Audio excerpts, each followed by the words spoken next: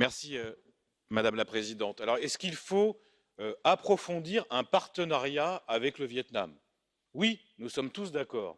Est-ce que ça passe nécessairement par un accord de libre-échange? Eh bien, non.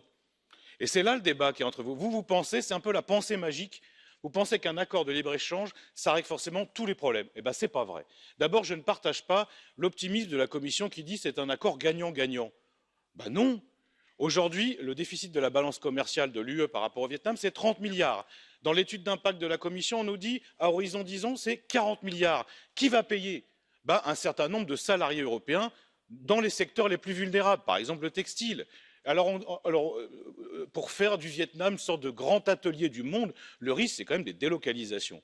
Et on nous dit que les salariés vietnamiens vont y gagner parce qu'ils vont adopter les normes de l'OIT. Mais enfin, on a des exemples. Regardez la Corée du Sud.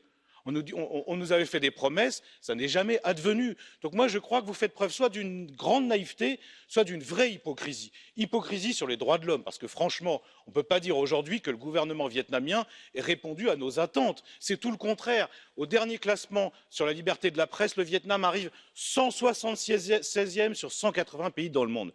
Mais surtout, je renvoie la Commission à cet incroyable double langage. On vote l'état d'urgence climatique, on vote le Green New Deal et en même temps, on fait business as usual, un accord de libre-échange qui est clairement climaticide et qui ne protège pas le développement durable. Ben, franchement, ça donne l'impression d'une Union européenne qui préfère toujours le commerce à des valeurs fondamentales qui devraient normalement nous animer tous dans cet hémicycle.